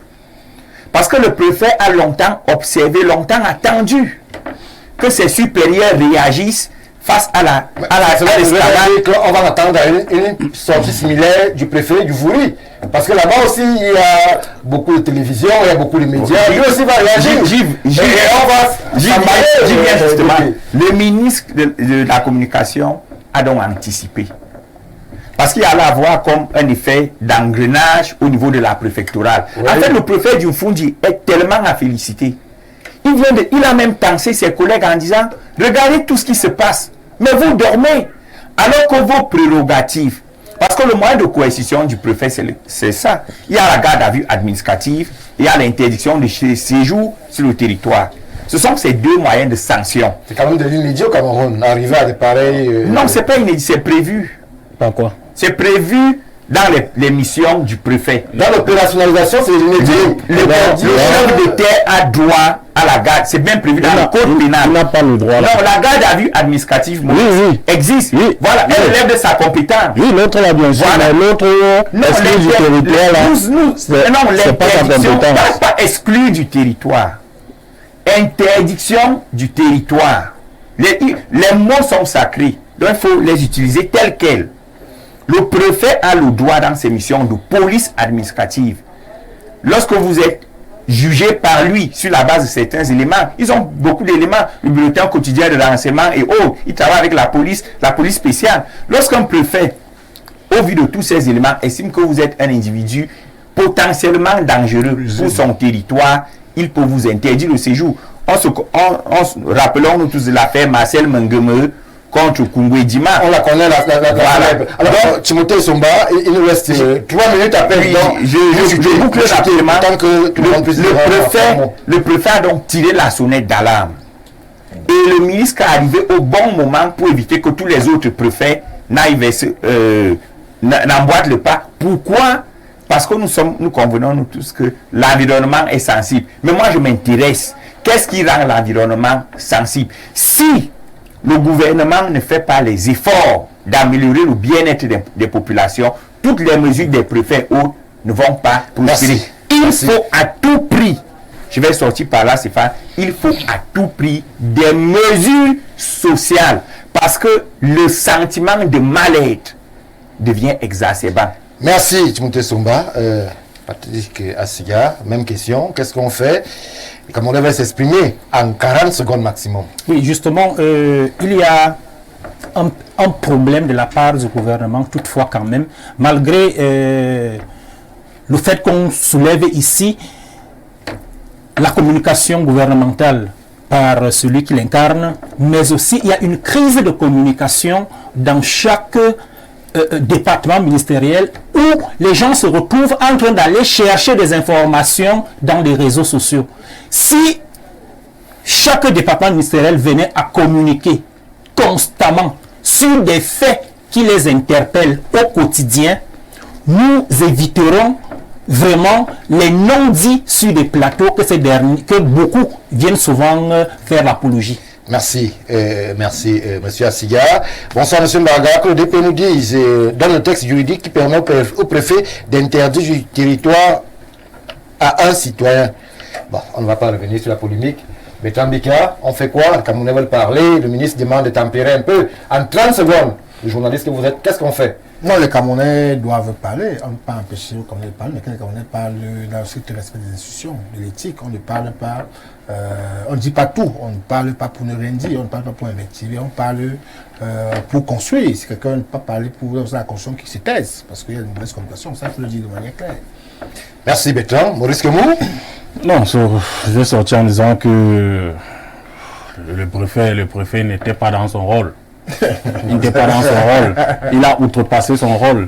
Écrit pour dire aux Camerounais que si les gens s'attaquent aux institutions, quoi, si on parle, et il y aura une exclusion temporaire dans son département. Bon, on m'enlève du fond. Si tous les préfets écrivent ça, moi je pars où? Parce que moi là je vais parler. Moi je vais parler. Merci. Donc si on est déjà dans une république du Fundi, que le préfet, je suis sûr que M. Emmanuel c'est Tigdeng, il me regarde, peut-être je suis le premier qu'il va retirer du Fundi. Merci. Émile Messi, je crois qu'il n'y a pas de panique dans la maison en dehors de la surenchère politique. Les responsables politiques, les partis politiques, les leaders d'opinion doivent prendre leurs responsabilités pour qu'en faisant la politique, en faisant des communications, qu'ils aient d'abord le souci de la cohésion sociale.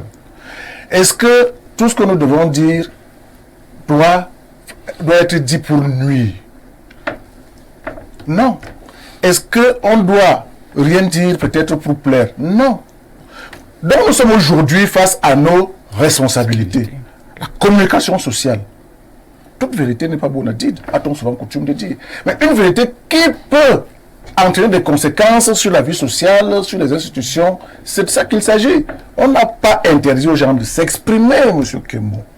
Et les institutions ne sont les pas médias également, sur sur la qualité, le profil des invités, ils veilleront également pour que les débats, comme il a dit tout à l'heure, nous condamnons ça et puis ça reste à notre niveau. Merci. Donc pour dire qu'il n'y a pas de liberté qu'on a supprimée et le ministre de la Communication est clair là-dessus pour dire qu'il n'y a pas recul de liberté. Au contraire, les acquis restent des acquis, mais sauvons d'abord notre pays qui reste en construction. Merci, Monsieur Émile Messi. Les médias veilleront à la qualité des profils des invités et sur les plateaux. C'est notre travail sur Info TV. Vous verrez donc sur nos antennes l'essentiel, le meilleur de l'expertise, comme vous avez pu le constater sur ce plateau dans les débats véritablement républicains, où justement on se respecte, on s'écoute, on apprend l'un de l'autre. Et vous apprendrez tout à l'heure, lorsque ce sera 19h à Yaoundé au Cameroun, vous aurez rendez-vous avec l'essentiel de l'information. Ce sera en langue de Shakespeare.